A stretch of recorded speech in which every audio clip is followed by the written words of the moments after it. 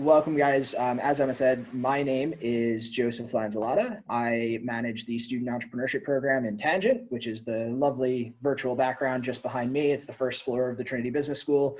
Tangent's Trinity's Ideas Workspace, and we're here to help you guys if you have any new ideas or want to launch a startup idea or develop something new while you're in Trinity. We're happy to help you. My job is to help make that happen. But in doing that, one of the things that I've had a bit of experience in is doing Zoom webinars and kind of managing the evolution into the virtual world. And so with that, I wanted to give you guys a bit of a walkthrough on how to use Zoom and some use cases for how Zoom might work for you in your student societies, because we see a few parallels between how we've been using it and what might work for you. I am very open to questions. I'm happy to answer them all at the end. As I said, if you put them in the Q&A or in the chat, I'll find them by the end. But the first thing I am going to do is share my screen, and I have kind of a step-by-step 1 through 9 on things that I want to show you. I'm going to go through all of them, and then at the end, I'll answer any questions you guys have. So if you give me 2 seconds, I'm just going to share my screen here. So you should all be able to see now, and maybe Emma, if you can give me a thumbs up or something just to let me know to confirm that you can all see my screen, so I don't go about this without it actually working. But I do believe that you can all see my screen right now. Yep. Awesome. So with that, the first thing that I always recommend doing before you do anything to do with Zoom is to make sure that your internet is working and working well. So the first thing you want to do is run an internet speed test. You can do this just straight through Google. You just click run speed test, and it's going to see that your computer is working at a decent pace. If you get over 80 megabits per second, you're probably in good shape. Just a good place to start before you launch into doing anything with Zoom or webinars. But if you're all here right now, you probably have fast enough internet speed to use Zoom. So the next thing you want to do is go to the Zoom Download Center. So this is day 1, step 1. The first thing you want to do is go to zoom.us. You can see it up here, and we might share the links after this, zoom.us/download. And what you can do is download the Zoom client for meetings. If you are in the session right now, you've probably already downloaded Zoom client and you're able to do that. But if you want to do any of the other things, there are a number of plugins that you can download. The one that I use is the extension for browsers. I use the Chrome one because I use Chrome here. What that means is that up here, I get a little Zoom bar, which means that I can quickly schedule a meeting or start a meeting just from Chrome without having to go and log in every single time or open the browser. It makes it a bit quicker. It makes it a bit easier. And if you guys are going to be using Zoom for most of your communication, it can make it a bit easier. But the only thing you absolutely will need is to download the Zoom client so that you're able to launch and host meetings. Once you have done that, you are able to log in to your account. This is my account. I've logged in. Once you've logged in, you're going to be met with this face. You see the meetings tab on the left-hand side. If you click on the meetings tab, it will open to here. As you can see, I have no meetings. My schedule is very open, but you will be able to see previous meetings, your personal meeting room. That often raises a number of questions. What's the difference between a meeting and a personal meeting room? Your personal meeting room is just basically a space that is always accessible for you to come to. So it has a number and a passcode that you can set, and you can give that to somebody if you want them to just join you in your personal meeting room. For all intents and purposes, once you're in that meeting room, it is the exact same as if you scheduled a meeting and invited somebody to it. So for that reason, I'm not showing everybody my personal meeting room right now, but if you were to click that, that is what will appear.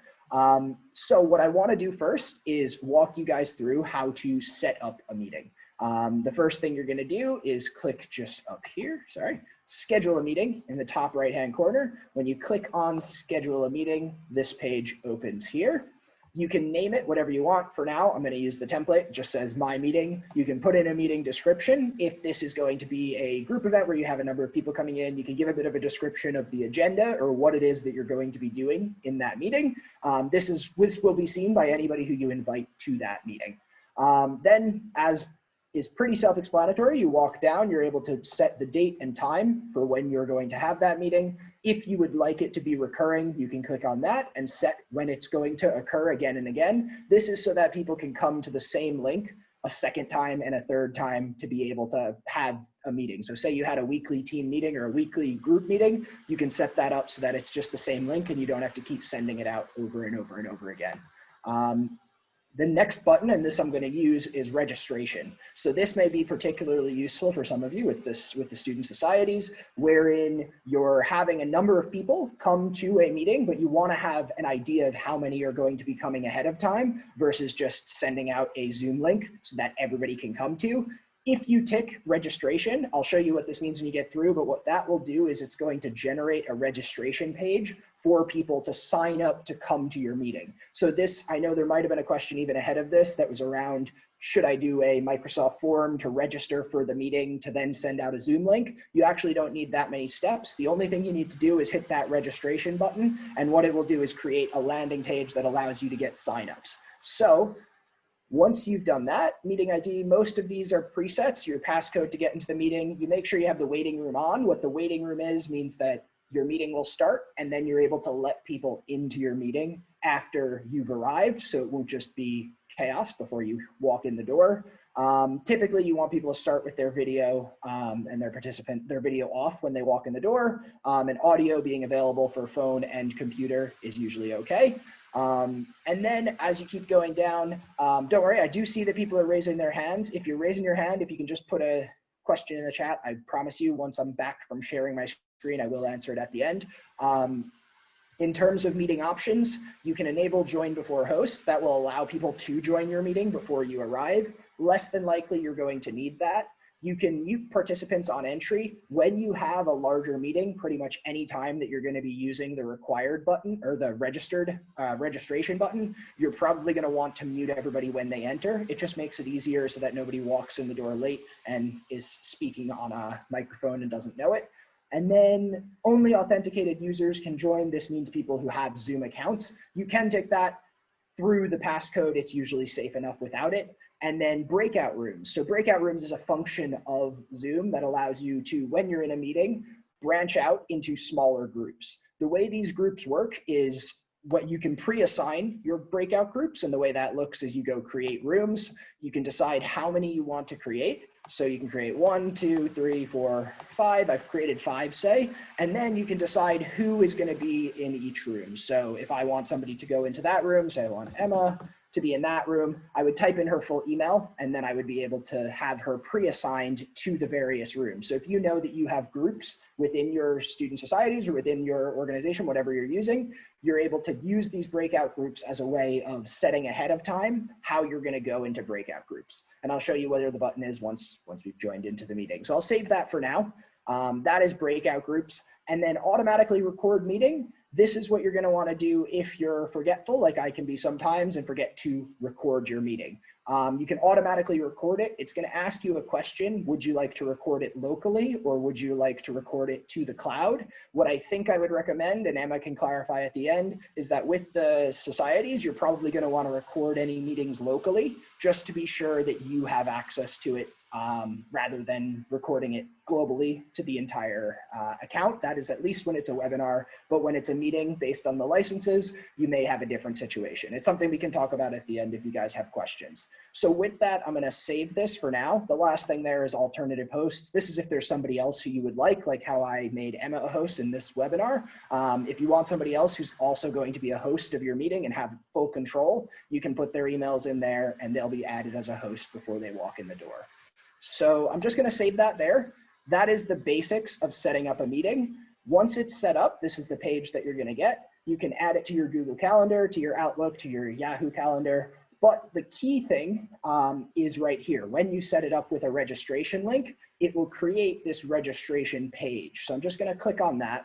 This is what your registration page will look like. So meeting registration, my meeting, it would have the description and everything you put about your meeting there, and people will be able to register for your meeting ahead of time.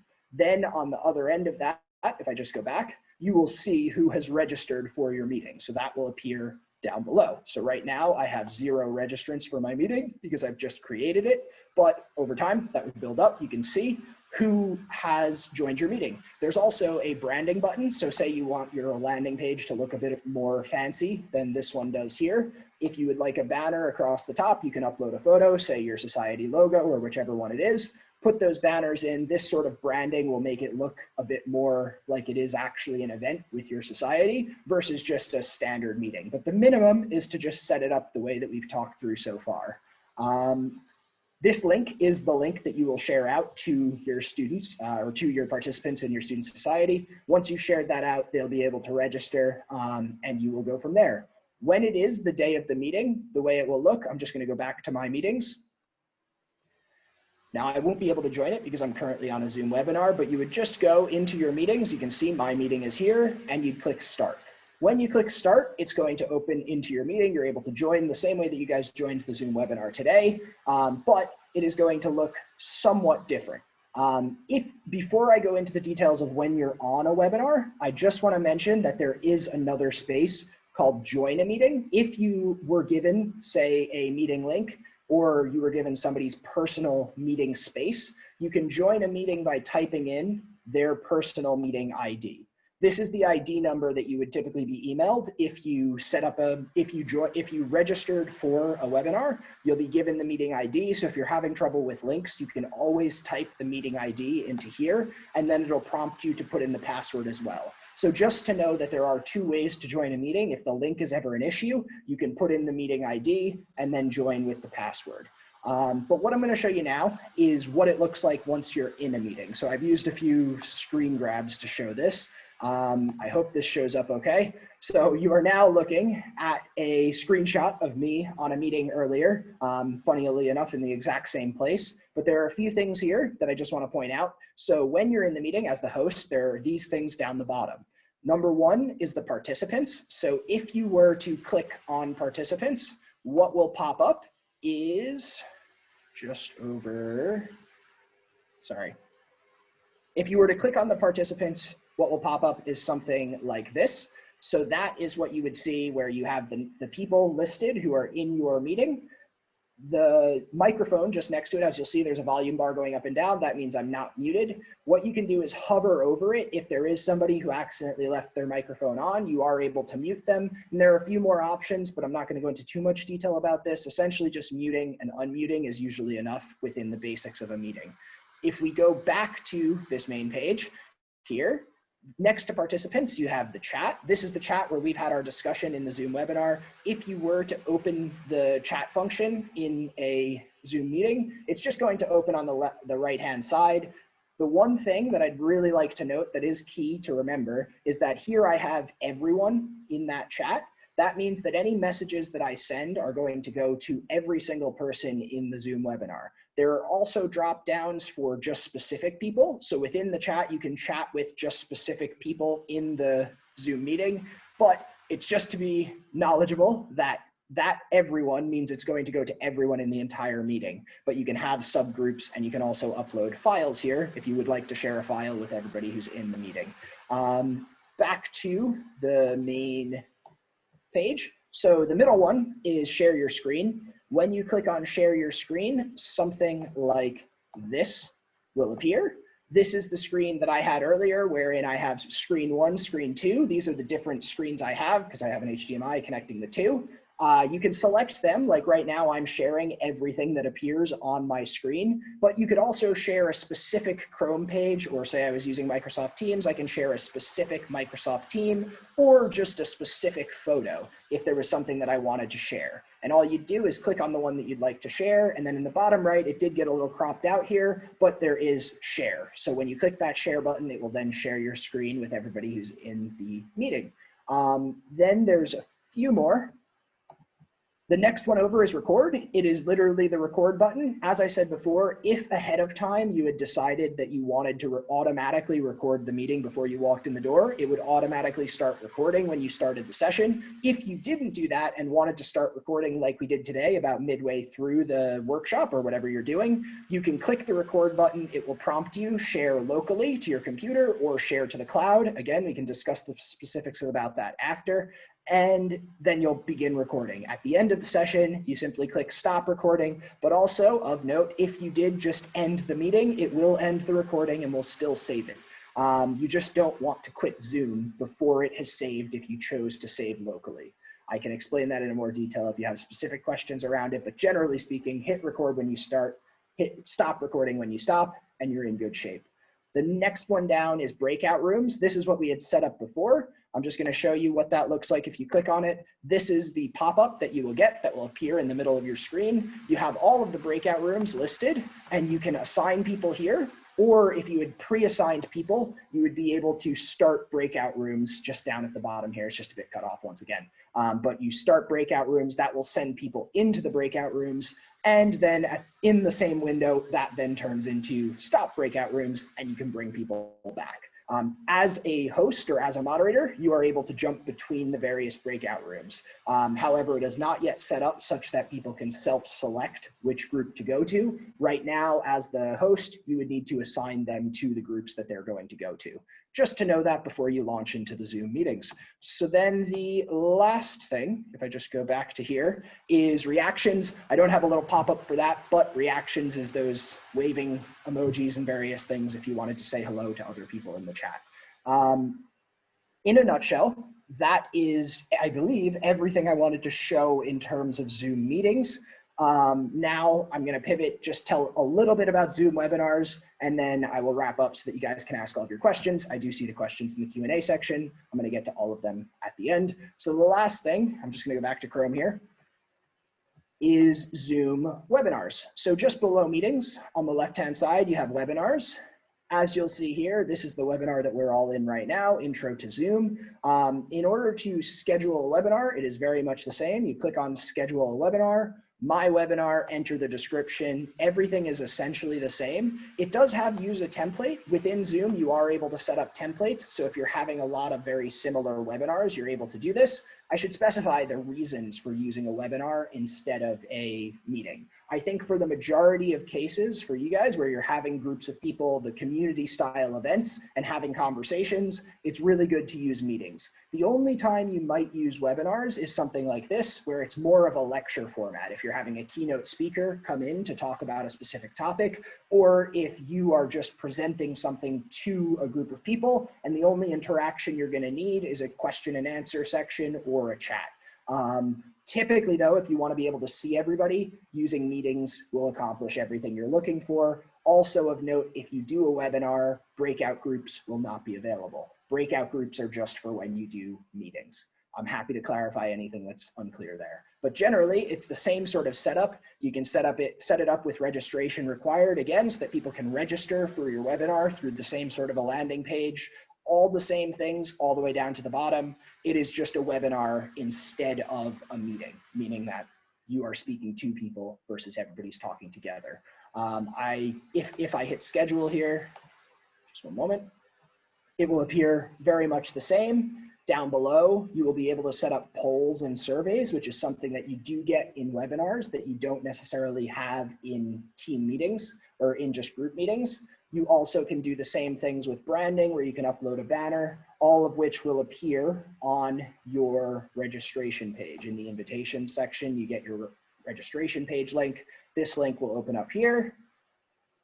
When you just copied it, it will open in a new page. It will be very much the same as your meeting registration link. So with that in mind, I think I have touched on everything that I wanted to touch on in terms of meetings and webinars, just at the basic level.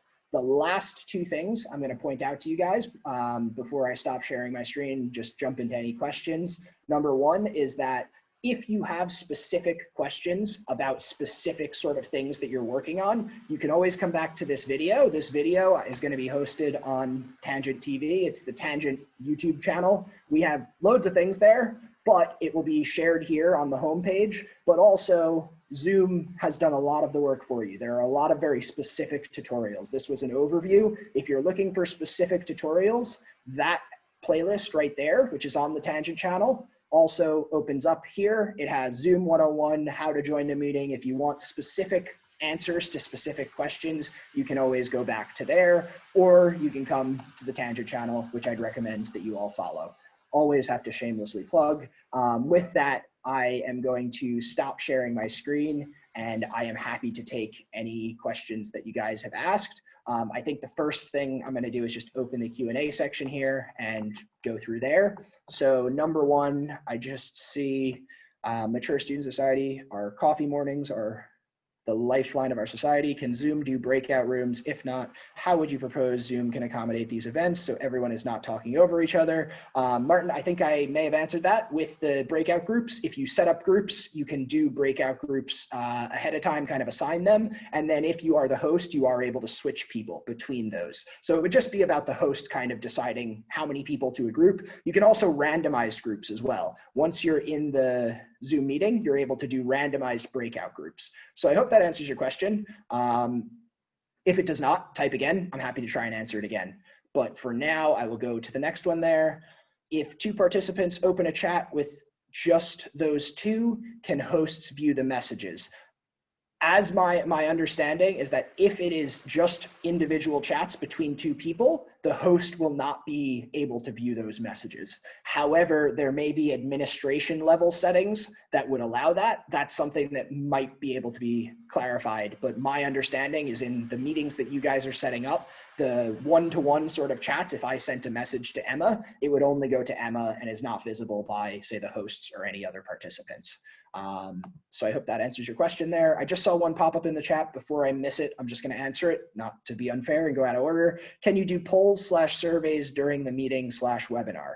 During a webinar, you can definitely do polls and surveys. I set one up just at the beginning of this webinar. As soon as we started, I went and typed in. It will open you to the website page, so to the Zoom website, where you can input all of the information. It will then appear at the bottom of your page where you're able to go and tick make the webinar live, or sorry, make the poll live. When it goes live, you leave it open for as long as you would like, and then you close it to get the results, and you can share the results with everybody who's in the webinar, but only in webinars, so not in meetings. You wouldn't have polls there. Next question, sorry, I'm just scrolling through. Will there be limits on the amount of Zoom rooms that can be booked at one time? I will leave that one to be answered by Emma. I will pause for now. I'll go past that, and then if Emma wants to come back and say limits on how many Zoom rooms can be booked at one time. Are co-hosts similarly able to assign people to breakout rooms? Yes, co-hosts. So once you have assigned somebody as a co-host, they would have the administrative privileges that are needed to be able to put people into and out of breakout rooms. So I'll keep going down here. Can you group people into breakout rooms randomly, and would you be able to change them mid-meeting? So like, could you have, for example, an icebreaker event where you had people in breakout rooms, shuffled them after how long they meet new people? Absolutely. As I said, you can do random assignment of breakout groups, and then you can shuffle them around. So that is something where you just like assign random or randomly assign. You select the number of groups you'd like to have, and then there's a randomly assign button that you would be able to select. There is a specific tutorial, as I said, in the Zoom channel about doing exactly that. So I'd recommend you have a look if you're looking to do that. Then next up, there's a question, if Emma is still there, could you show us how to book Zoom meetings with the CSC website again? We will come back to that. I'm making sure I answer all these. How many breakout groups is it possible to create in any meeting? I have yet to reach the limit of that. So I would say you can create a large number of breakout groups. However, I do not know the specific number of how many you can get to. What I would recommend is just try however many you're looking to do. If you're looking to do thousands, I'd say probably not. If you're looking to do 50, maybe. It's all a matter of the capacity of how many people you have in that group. So next, will it be possible to randomize the breakout room on the first instance, end it back to the call, then revert back to the first randomized one? Yes. People will stay in the breakout group that you assigned them to until you change that. So if you set them to randomize, if you put people into groups, come back and would like to put them back into the same groups, they will remain in those same groups until you change that. Seeing one pop up in the chat here. Can't multiple people be hosts? If not, how does one make another person a host during the meeting? Okay, so making someone a host during the meeting is just a matter of opening the people section. And as I said, when you hover over where the microphone is, it has the mute button. Under more, it has make a host. So you can make somebody a host mid-meeting if you need to make somebody a host to take control and share their screen. Under that, I see, can what specific people choose in a poll be viewed? for purposes of figuring out, for instance, who wants to go to which breakout room. I have not done that use case, so I do not have a specific answer for you. What I would say is that is something that I would try, genuinely, just test. A lot of this is try and test. I have not done that specific use case, but you would be able to do a poll and see who answered. So I believe that that would be something you can then incorporate into the creation of your groups. The fluidity of that I have not done specifically though. So I hope that answers your question to the best of my ability. So randomized breakout groups, got that.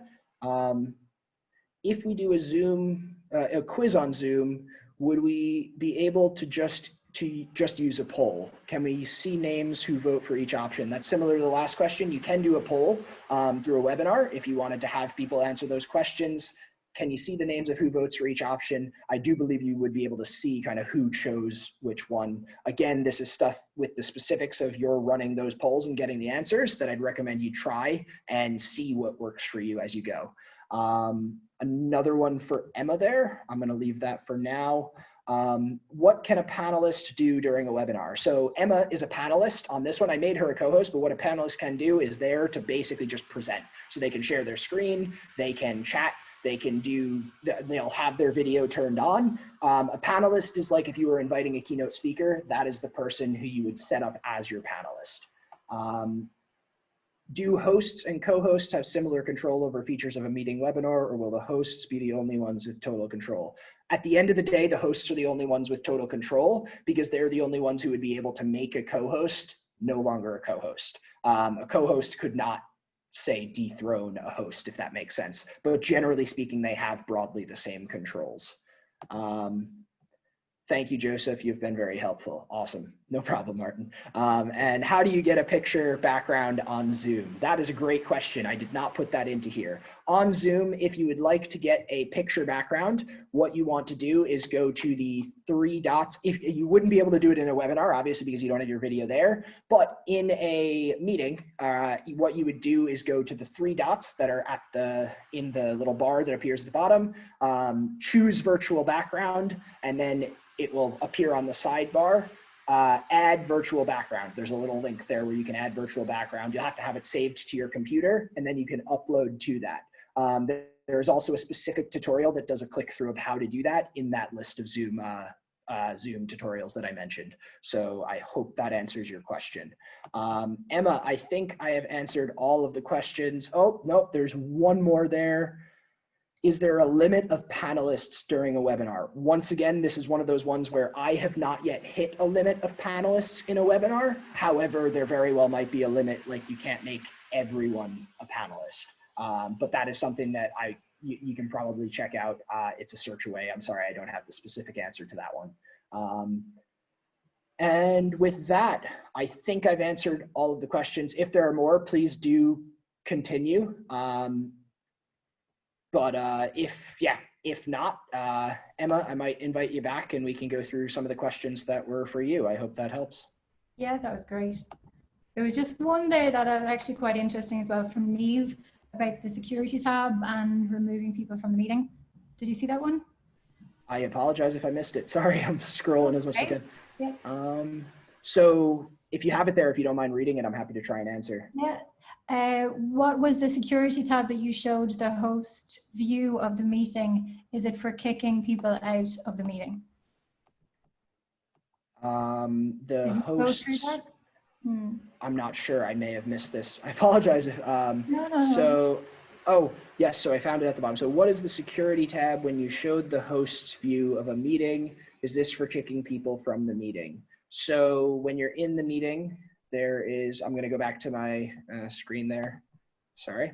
So when you're in the meeting, there is a security tab. Yes. Okay. So security tab, I think, is just the securities that you have set on your meeting. Apologies, I hadn't addressed it when it was there. But the security tab that, or the security thing that appears in the bottom left, I believe that's what you're referring to. That just tells you kind of the security regulations around people coming into your meeting. In terms of kicking people from meetings, that's going to be when you go, if you do need to, it's going to the people in your meeting, or so you click the participants and you'd be able to look at their privileges and if you need to remove them. Now, in terms of what the settings are for specifically removing people from your webinars or from your meetings, it could vary. So I don't want to get into specifics that I don't have the exact answer to.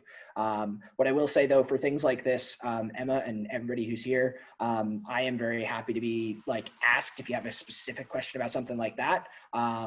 Down the road, if you have questions, I will be running more webinars and things. I don't necessarily know that I'm going to be the Zoom guru for the entirety of the year. However, if you have little questions or things like that, odds are I've stumbled across it. So if I don't get to it today, I'm happy to answer it later. Were there a few more there, Emma? There might be. Oh, that's great. Yeah, and I think trial and error, as you said, if people want to, maybe first of all, have a look at those other videos that I showed us. To maybe get comfortable with it, and then, you know, if on the night it's not going 100%, don't worry about it. Like, if you just apologize, and you know, these are meant to be quite, a lot of your events are meant to be quite, I guess, casual, and you know, so you know, don't get too stressed if you don't know exactly how to do it on your first event. There was a few questions there for me.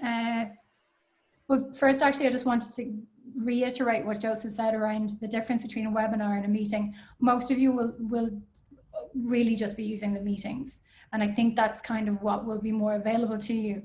Webinar licenses are actually quite expensive, which is a little bit of a barrier, I guess, for us to be able to have a lot of them. But they are, like this event, they're much more for guest speakers. They're quite one-sided. What you will be doing is much more of an engagement, much more of, you know, people being able to see people being able to go into those breakout rooms. So so I feel like the meetings will be a lot more just geared towards your type of activity. There was a question around the limit of Zoom rooms. I wasn't sure whether that was the Zoom breakout rooms or the actual bookings on the website. Now, I mean, there is a limit, purely out of fairness. If we only have 3 Zoom, you know, licenses that can be used by societies, exactly like it would be with a physical room. You know, if you were booking the room in the atrium or something like that, there would be a limit on it. So we'd ask people not to kind of go overboard and only book what they need to use. Hopefully, when we have more word from Trinity around the extension of licenses or getting more licenses, we will purchase them as we need them. You know, we won't leave anybody short, but just try and, you know, not book too many if you don't need them. As I said, there was a question there around, can you book more than an hour? Yes, you can. You can book for more than an hour, and it'll also automatically book you in for a half an hour beforehand and a half an hour at the end for you to set up and wrap up at the end as well. So you don't need to worry about that. It'll automatically add that onto your booking. So in terms of the booking, somebody who asked if I can show on our system again. So hopefully I can bring that back up again.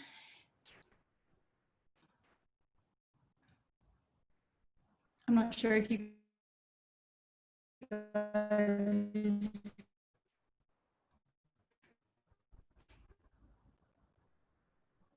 Can you see that, Joseph? Yep, we can, sorry. Okay, great. So go to trinitysocieties.ie and go into Run a Society, which has a lot of information in there already. It's, you know, needs to be updated for this year because of things are changing so quickly. But go down to room bookings, CSC atrium rooms, which I will edit to show Zoom. Go in here, and then atrium. There's also CSC Zoom rooms. So you just go down, book whatever time you need, and use your @csc.tcd address, because you will need to confirm through that you are a society in order to do that. If you have any questions around it, just drop me an email, or online meetings @csc.tcd.ie is where that's managed from. But hopefully it's the same as the system you use for booking the the library booking. So hopefully you're all quite used to using that system. Yeah, so I think that were the questions for me. Yeah, absolutely. I just saw The one came in there with breakout rooms. Can you hear what's going on in all of the breakout rooms? And is the host present in all of the breakout rooms? Hope this makes sense. It does make sense. You would not be able to hear what's going on in every breakout room at the same time. However, you would be able to jump between them. So you can think of breakout rooms as like, say there are a number of rooms on the tangent floor here. You can only be in one of them at any given time. But when you're in there, you can hear what's being said and all of that. So I think that answers your question there.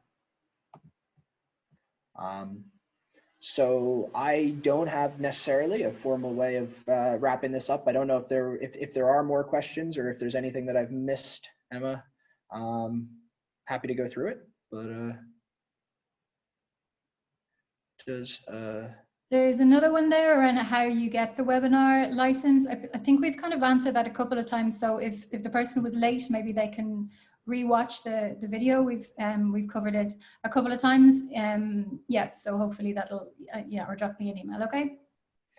Absolutely, yeah. This video will be, like, as I said, this has been recorded, so we have all of this documented. It'll go up on the Tangent TV YouTube channel. If you just go Trinity Tangent on YouTube, you'll find the YouTube channel, and we'll have that there, as well as embedded in there or saved in there under playlist. You can find all of the videos that are directly from Zoom, rather than recreating that. We have those there for you.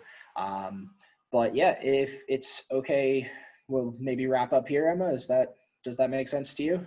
Yeah. There's just one more question just popped in there. Sorry. From Martin. That's okay.